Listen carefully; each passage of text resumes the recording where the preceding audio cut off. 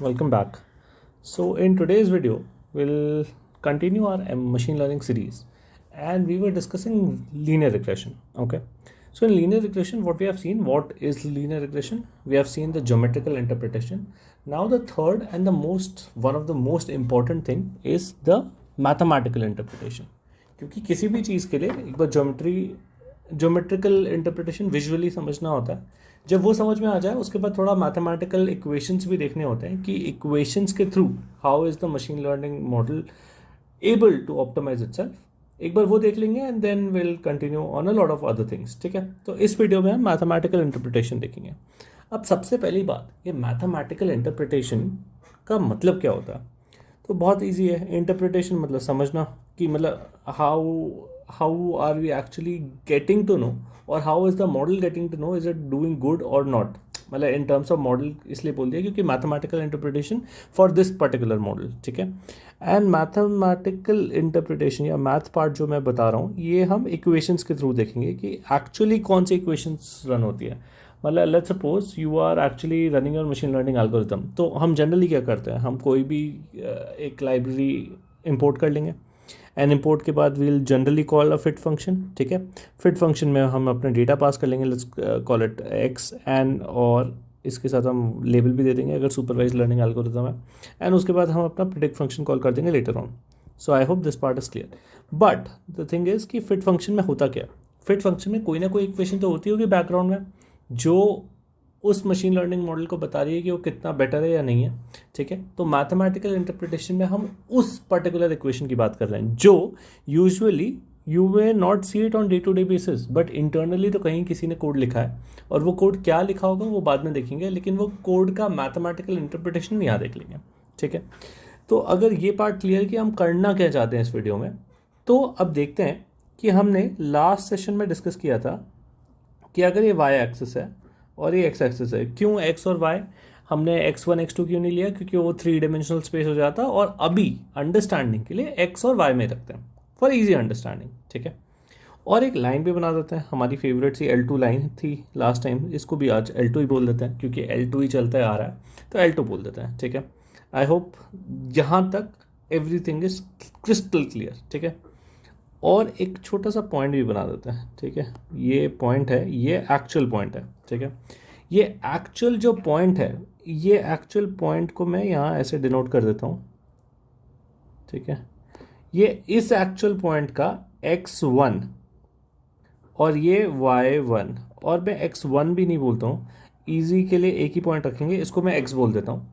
ठीक है, और ये पॉइंट लग रहा होगा x की तरह, बट ये x की तरह है नहीं, ये सिर्फ एक पॉइंट है. ठीक है, ओके, और ये जो y है, ये y ट्रू है.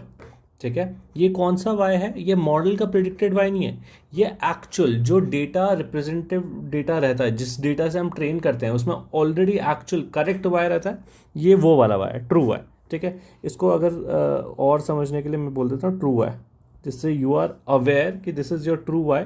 और x को ट्रू x नहीं लिखूंगा यार, क्योंकि x तो हमेशा ही ट्रू रहेगा, उस पर तो हमें चाहिए ही. y is the thing that changes for the model as well as the levels. ठीक है, अब इस पॉइंट पे अगर यहाँ तक सब कुछ समझ में आ रहा है, तो पॉइंट ये है कि मॉडल ने क्या प्रिडिक्ट किया इस ही x पे, यही गिवन x पे हमारा मॉडल कह रहा है यहाँ पर, तो मॉडल क्या प्रिडिक्ट करेगा, मॉडल प्रिडिक्ट करेगा ये वाली वैल्यू.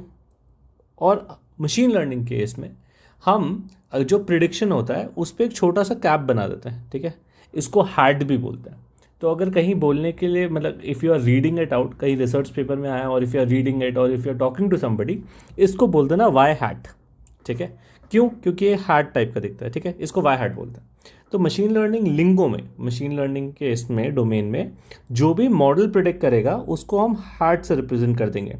ये सेम एक्स पे अगर हैट से रिप्रेजेंटेड नहीं होगा तो वो एक्चुअल ट्रू वैल्यू होगी, और अगर वो हैट से रिप्रेजेंटेड होगा तो मतलब वो मॉडल ने प्रिडिक्ट किया. ठीक है, अब ये देखते ही कुछ इसमें समझ में आ रहा है. ये ऐसी चीज़ है कि मॉडल ने एक जो वाई हैट प्रिडिक्ट किया वो तो कुछ और है और एक्चुअली कुछ और था. यही जो चीज़ें हैं, क्या चीज़, यही जो डिफरेंस है, क्या डिफरेंस, ये डिफरेंस कि लेट्स सपोज ये जो मैंने मॉडल ने प्रिडिक्ट किया ये वैल्यू है 2. ठीक है, और एक्चुअल वैल्यू तो 3 थी. तो ये जो डिफरेंस है, अभी सिर्फ एग्जाम्पल के लिए बात कर रहा हूँ, इसको एकदम दिल पे लेकर मत समझना। ये जो 3 - 2, ये जो 1 का डिफरेंस है, यही हमारा एरर है। सिर्फ सिंप्लिसिटी के लिए I am just talking about this, otherwise I would have to, मतलब इन डिटेल बात करेंगे, वो थोड़ा और डिटेल में जाना पड़ेगा, बट सिर्फ सिंप्लिसिटी के लिए ये 3 और 2 को हमने देखा कि डिफरेंस क्या है और इसी को एरर बोलते हैं। ठीक है, मशीन लर्निंग मॉडल का कोर एम क्या है? कोर एम ये है कि ये जो एरर है, ठीक है, ये जो एरर है इसको मिनिमाइज करना। तो अब हम आ रहे हैं उस डोमेन में जहां पर सब लोग बोलते हैं minimisation of the loss, minimisation of the loss. तो वो लॉस क्या है भाई? वो लॉस इस एरर से आ रहा है। ठीक है, अभी तक लॉस फंक्शन नहीं लिखा है, लॉस फंक्शन की इक्वेशन नहीं लिखी है, अभी मैं सिर्फ ये समझा रहा हूं कि ये एक एरर है।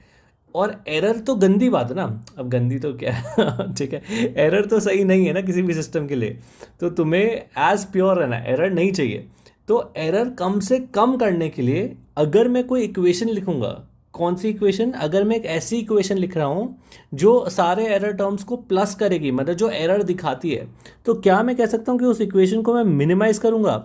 और मैं उसको मिनिमाइज करूंगा, दैट मीन्स मैं एरर को मिनिमाइज करूंगा, और एरर जब मिनिमाइज होगा तब मेरा मशीन लर्निंग मॉडल और बेटर होगा। क्यों बेटर होगा ये भी समझते हैं। तो एरर कब आ रहा है?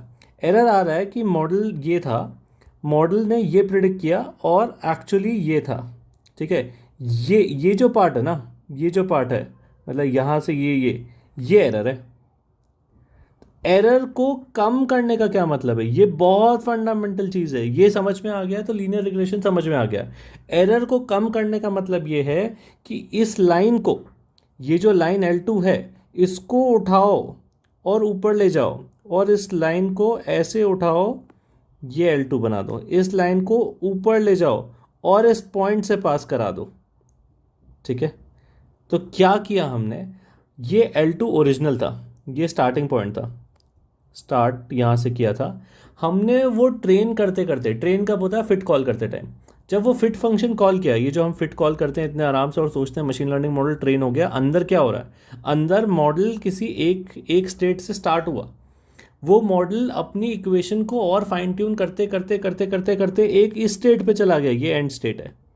और वो एंड स्टेट अभी आज के लिए सिर्फ एक पॉइंट है, सिर्फ समझने के लिए समझना, एक पॉइंट से तो नहीं होता, बहुत सारे पॉइंट लगते हैं, लेकिन ईजी रखने के लिए, इस स्टेट से स्टार्ट होते होते वो इस स्टेट पे चला गया और उसने अपने आप को लाइन ही मूव कर दी।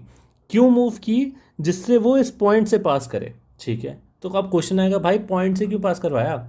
पॉइंट से इसलिए पास करवाया कि अब इस पॉइंट के बाद जब मैं एरर कैलकुलेट करूंगा, तो एरर कैलकुलेट करने के लिए मैंने क्या किया था? जो मेरा ओरिजिनल था और मेरा जो प्रिडिक्टेड था, उसको मैं हैट लगा दो, तो वाई कैप बोल दो, वाई हैट बोल दो, कुछ भी, और इसको मैं एरर बोल रहा था। अब ये जब लाइन उसी पॉइंट से पास होगी तो एरर 0 हो रहा है। ये दिखा? यही तो चाहिए था, यही तो गोल था, यही तो गोल था, हमें मिनिमाइज करना था एरर। अब बहुत लोग ऐसे भी बोलेंगे, यार एरर को नेगेटिव कर देते हैं, बहुत ही मज़ा आ जाएगा, मिनिमाइज करने का क्या मतलब होता है? नेगेटिव तो और बेटर है। तो ऐसा नहीं करना है, एरर को 0 तक लाना। ठीक है, और सिर्फ ये डाउट जो है ना कि मिनिमाइज करने में हम एकदम नीचे ले जाएंगे उसको और एकदम मिनिमाइज कर देंगे, और नेगेटिव में जाएगा तो और बेटर होगा, क्योंकि मिनिमाइजेशन तो कम से कम वैल्यू लाना है, सिर्फ इसी के लिए बहुत बार बहुत सारी लॉस फंक्शन में या तो मॉड दिखेगा। अब मॉड फंक्शन क्या होता है ये नहीं पता है, तो यार उसके लिए तो ये सेशन था नहीं, फिर भी बता देते हैं। तो मॉड क्या करता है? कोई भी एक वैल्यू है x, तो मॉड 2 तरीके से खुलता है। कैसे? अगर x की वैल्यू लेस देन 0 तो मॉड खुलता है -x से। अगर x की value greater than equal to 0 होता है तो मॉड डायरेक्टली x के साथ खुलता है, और इसको पॉजिटिव भी बोल सकते हैं। ये मॉड फंक्शन करता है। ठीक है, सिंपल समझने के लिए, किसी भी लैंग्वेज में, पाइथन ले लो या C++ ले लो, इफ़ एल्स वगैरह लगा दो और एक x दे दो, और इफ़ एल्स में ये दोनों कंडीशन डाल दो, और उसके बाद का जो रिटर्न तुम करोगे वो तुम्हारा मॉड फंक्शन है। ठीक है, I hope this is clear. तो ये जो कंसेप्ट है ना कि मैं मिनिमाइज कर दूंगा, नेगेटिव में वैल्यू पहुंच जाएगी और बेटर होगा, और मिनिमाइजेशन, इसके वजह से मशीन लर्निंग में जब भी तुम एरर देखोगे, एरर तो नहीं देखते हो वैसे, लॉस फंक्शन देखते हो, मैं अभी लिखूंगा, अभी हम आ रहे हैं धीरे धीरे, तो ये जो एरर है इसको कुछ लोग बोलेंगे कि भाई इतना रिड्यूस करेंगे, नेगेटिव पहुँचाएंगे, वो नहीं होने के लिए इसको मॉड कर देते हैं। ये एक तरीका। मॉड जैसे ही किया, मॉड की लोएस्ट वैल्यू तो ज़ीरो है, तो मतलब तुम ज़ीरो से नीचे तो पहुँचा ही नहीं सकते। मतलब इनडायरेक्टली तुम कह रहे हो मैं ऐसे मिनिमाइज़ करूँगा कि ये वैल्यू को मैं ज़ीरो कर दूंगा। अब समझ में आ रहा है क्यों होता है ये होता है एक तरीका। और दूसरा तरीका क्या होता है, देखा होगा, स्क्वायर करने का। वो भी क्यों होता है, क्योंकि मॉड फंक्शन में कुछ प्रॉब्लम है। वो प्रॉब्लम आज डिस्कस नहीं करूँगा क्योंकि वो इस सेशन के लिए नहीं है। मॉड फंक्शन में कुछ प्रॉब्लम है जिसके वजह से, क्योंकि मेन पॉइंट क्या था, मेन पॉइंट ये था कि कुछ बहुत बहुत मतलब लोग जो जिनको मिनिमाइजेशन करने का बहुत ज़्यादा शौक है वो माइनस में ना पहुंचा दे तो पॉजिटिव में रखने के लिए मॉड आया। तो उन्होंने बोला भाई स्क्वायर ही कर देते। स्क्वायर करने से सबसे लीस्ट वैल्यू जो तुम उठा सकते हो वो भी ज़ीरो उठा सकते हो। मतलब तुम्हारा गोल तो अचीव हो गया ना कि मिनिमम ज़ीरो करना है, और वो हमने या तो मॉड से कर दिया या तो स्क्वायरिंग से कर दिया। तो this is what it is. ठीक है, तो अब हमें समझ में आ गया एरर का क्या सीन है। अभी तक मैं लॉस फंक्शन पे आया नहीं हूँ। ठीक है, लॉस फंक्शन एक प्रॉपर मैथमेटिकल फंक्शन है जिसको यूज़ करके एक मशीन लर्निंग मॉडल अपने आप को और ऑप्टिमाइज करता है। लेकिन मुझे समझ में आ गया कि एरर कैसे कैलकुलेट होता है in case of linear regression. I hope this part is crystal clear, क्योंकि ये क्लियर होगा तो ही आगे बढ़ेंगे और तो ही आगे समझ में आएगा।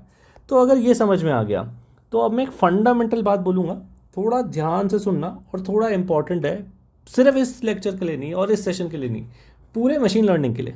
ठीक है, और इसको ना एकदम दिल पे मत ले लेना, ये सिर्फ इस सेशन के लिए मैं बोल रहा हूँ ये कोई ऐसे बुक में नहीं लिखा होगा या कहीं ऐसे टेक्निकल टर्म्स में नहीं होगा, सिर्फ समझने के लिए। ठीक है, तो दिल पे मत ले लेना कि मैंने ऐसा बोला था, कहीं लिखा नहीं। ठीक है, लॉस फंक्शन, ठीक है, लॉस फंक्शन को समझने के लिए तुम ये सोच सकते हो that it is a summation of your errors.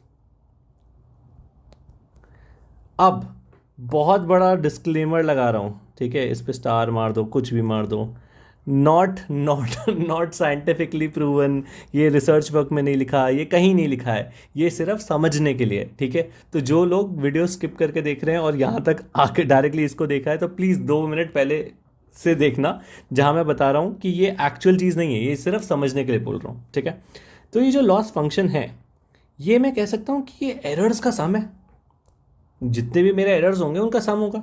ठीक है, और ये सम क्यों, क्योंकि भाई अभी तो मैंने जो स्टोरी दिखाई वो एक पॉइंट से दिखाई ना, एक पॉइंट थोड़ी ना होता। जब तुम ट्रेन करोगे तो तुम्हारे पास 50,000 पॉइंट, 60,000 पॉइंट, 1 लाख पॉइंट, बहुत सारे पॉइंट्स होंगे।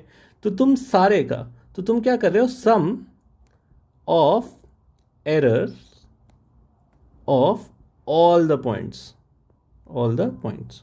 ठीक है, सिंप्लिसिटी, सिंपल रखने के लिए ऐसा एग्जाम्पल लेना पड़ा, सिंपल रखने के लिए इस तरीके से समझाना पड़ा, याद रहे इस तरीके से समझाना पड़ा। ठीक है, I hope this part is clear.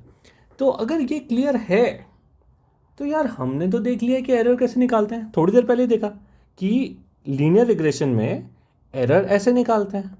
तो ऐसे निकालते हैं तो क्या क्या मैं ट्राई कर सकता हूँ मेरी लॉस फंक्शन को ऐसे कुछ लिखने का? हाँ, अब कुछ लग रहा है, ऐसा बहुत जगह देखा है मैंने कि ऐसी कुछ लॉस फंक्शन की इक्वेशन होती है लीनियर रिग्रेशन की। तो अब हम उस फॉर्मेट में आते जा रहे हैं। क्या ये फाइनल लॉस फंक्शन है? नहीं, अभी काम बाकी है, तो वहाँ तक पहुँचेंगे, बट एटलीस्ट ये समझ में आया कि यहाँ पर हम क्यों आए। ठीक है, और मैंने 2 टाइप के बताया था, मॉड भी बताया था, स्क्वायर भी बताया था। बहुत जगह स्क्वायर यूज़ होता है, मॉड भी यूज़ होता है, मॉड स्पेशल केसेस में यूज़ होता है, बट अभी के लिए मॉड डिस्कस नहीं करेंगे, अभी स्क्वायर रहने देते हैं। मॉड एक सेपरेट वीडियो में डिस्कस करेंगे, उसके एडवांटेजेस, उसके डिसएडवांटेजेस सब देखेंगे, बट अभी के लिए स्क्वायर रहने देते हैं। जब ये हो गया तो ये लॉस फंक्शन की इक्वेशन हो गई और ये समेशन ऑफ एरर्स हो गया। बट प्रॉब्लम ये है क्या कि जब मैं लॉस कैलकुलेट कर रहा हूँ, ठीक है, जब मैं लॉस कैलकुलेट कर रहा हूँ और ये एक लॉस का समेशन ही हुआ एक तरीके से, क्योंकि एक तरीके से क्या एग्जैक्टली वही हो रहा है कि यहाँ मैं एरर्स को स्क्वायर कर रहा हूँ और उसको सम कर रहा हूँ। ठीक है, नाउ द पॉइंट इज, ये जो एरर है, ठीक है, ये एरर तो हमेशा ज़ीरो से बढ़ के है, मतलब हमेशा पॉजिटिव है, नेगेटिव नहीं, पॉजिटिव है या ज़ीरो है और ज़ीरो है, ठीक है। सो क्या ये दिखाई दे रहा है कि लेट्स सपोज मेरे 10 पॉइंट है, ठीक है, अगर मैं यहाँ बोल दूँ पॉइंट्स है यहाँ 10, और इसका एरर लेट्स सपोज सिर्फ दिल पे लेना नहीं, सिर्फ एग्जांपल के लिए, लेट्स सपोज इसका एरर 100 है। तो क्या मैं बोल सकता हूँ कि जब मैंने 50 पॉइंट्स उठाए तो इसका एरर तो 100 और 100 से प्लस ही रहेगा, ग्रेटर देन 100। और अगर ये नहीं पता लग रहा है ग्रेटर देन 100 तो 100 प्लस, ऐसे ऐसे डिनोट करते हैं, ऐसा ही रहेगा। क्यों क्यों क्योंकि जब तुम्हारे 10 पॉइंट में ही, जब तुम्हारे 10 पॉइंट का ही समेशन 100 हो गया है ना, तो तुम्हारे जो बाकी के कितने, जो प्लस 40 पॉइंट्स, मतलब और 40 पॉइंट्स के ही तुम देख रहे हो। अब और 40 पॉइंट्स का मिनिमम एरर क्या हो सकता है? ज़ीरो। मिनिमम एरर तो ज़ीरो ही होगा ना। दैट मीन्स जब मैं 100 पे ऑलरेडी पहुंच गया हूं तो मैं 100 प्लस करके 40 टाइम्स ज़ीरो ही ला सकता हूं, क्योंकि नेगेटिव तो जा नहीं सकते। दैट मीन्स या तो ये 100 बैठेगा या तो ये 100 प्लस बैठेगा। इस पॉइंट पे एग्री करते हैं क्या सब लोग? आई होप दिस यहाँ तक क्लियर है। और यहाँ तक क्लियर है तो ऑब्वियसली यार ऐसा तो होगा नहीं, मतलब इतनी भी अच्छी लाइन ड्रॉ नहीं हो गई एक शॉट में कि सारे एरर ज़ीरो हो गए। और अगर हो गई तो भाई रोक दो एल्गोरिथम और यूज़ कर लो उसको, क्योंकि वो तुम्हारी ऑप्टिमल लाइन है। लेकिन अब सारे ही ज़ीरो हो गए, मतलब सारे ज़ीरो नहीं होंगे, ठीक है। दैट मीन्स ये 100 से ऊपर जाएगा, मान लो 150 चला गया या 200 चला गया एरर, ठीक है। एग्जाम्पल है, दिल पे मत लेना, समझने के लिए ऐसे बात कर रहा हूँ, ठीक है। 100 और 200, बट द पॉइंट इज ये तो गलत हो गया ना यार। गलत कैसे हो गया? अब ये देखते हैं। गलत ऐसे हो गया कि जब मेरे पॉइंट्स कम है तो मैं एक वैल्यू ला रहा हूँ, और जब मेरे पॉइंट ज़्यादा है तो भी मैं एक वैल्यू ला रहा हूँ। इसका मतलब ये है कि ये जो criteria of the loss function जिससे मैं डिटरमाइन कर रहा हूँ कि मेरा मॉडल एक अच्छा मॉडल है या नहीं, ये तो डिपेंड कर गया कि नंबर ऑफ पॉइंट्स कितने तुम्हारे, विच इज़ बैड। एक मॉडल अच्छा है या नहीं नंबर ऑफ पॉइंट्स पे डिपेंड नहीं करना, मतलब ऑब्वियसली जब तुम ट्रेन करोगे ज़्यादा पॉइंट्स है बेटर है, उसकी बात नहीं कर रहा हूँ। बट यहाँ की कैलकुलेशन की कि कम पॉइंट्स है ज़्यादा पॉइंट्स है, उससे मॉडल का लॉस पे इतना फ़र्क नहीं पड़ना चाहिए। जस्ट बिकॉज ऑफ दिस, ये बहुत इंपॉर्टेंट है। सिर्फ इसीलिए जब हम लॉस फंक्शन की इक्वेशन लिखते हैं तो एक छोटा सा n देखा होगा, छोटा सा बड़ा भी हो सकता है, ठीक है। ये जो n है ये क्या करता है? ये तुम्हारा एवरेज कैलकुलेट करता है एरर का। अगर मैं एरर ले लूँ ऐसा, और चलो एरर छोड़ो तुम, मतलब स्क्वायर छोड़ो, एरर का एरर अभी समझने के लिए ऐसा रखते हैं, ठीक है। ये क्या कर रहा है? ये जितने भी पॉइंट से तुमने ये एरर निकाला है उसका ये जैसे ही डिवाइड किया तो तुम एवरेज वैल्यू कैलकुलेट कर रहे हो, तो हो गई बात सही। चाहे तुम 10 पॉइंट ले लो चाहे 50 पॉइंट ले लो, 50 जब तुम लोगे तो n की वैल्यू 50 हो जाएगी, तो तुम एवरेज ही कैलकुलेट कर रहे हो। जब n इज इक्वल टू 10 था तो n की वैल्यू 10 थी, तो वो जो फैक्टर था कि ज़्यादा पॉइंट्स होंगे तो ये एरर बढ़ेगा ही बढ़ेगा, क्योंकि सारे तो ज़ीरो होंगे नहीं, वो फैक्टर हटाने के लिए यहाँ पर डिवाइड करते हैं n से, ठीक है। अब वो n क्या होगा? वो टोटल नंबर ऑफ पॉइंट्स पे तुम्हारे डिपेंड करेगा। तो अब ये भी समझ में आ गया, तो सिंपल सी बात है यार, लॉस फंक्शन लिख देते हैं अब, ये समेशन वाई हैट का स्क्वायर। ये क्लियर है क्या? अब तो क्लियर हो जाना चाहिए। अब बहुत लोगों का मन ये भी करेगा कि ऐसे क्यों लिख दिया भाई, ऐसे क्यों नहीं लिखा? कैसे भी लिख सकते हैं ना, वाई हैट को आगे करो वाई हैट को पीछे करो, कैसे भी लिख सकते हैं, तो ऐसे क्यों नहीं लिखा? मतलब ये 1 है ये 2 है तो 2 वाला क्यों नहीं लिखा? मैं कहता हूँ भाई जो मन करे यूज़ कर लो। रीज़न बीइंग यहाँ पर स्क्वायर है, ठीक है। तो अगर ये वैल्यू नेगेटिव भी हो जाएगी अंदर तो भी जब बाहर निकलेगी तो पॉजिटिव ही निकलेगी, तो जो मन करे यूज़ कर लो।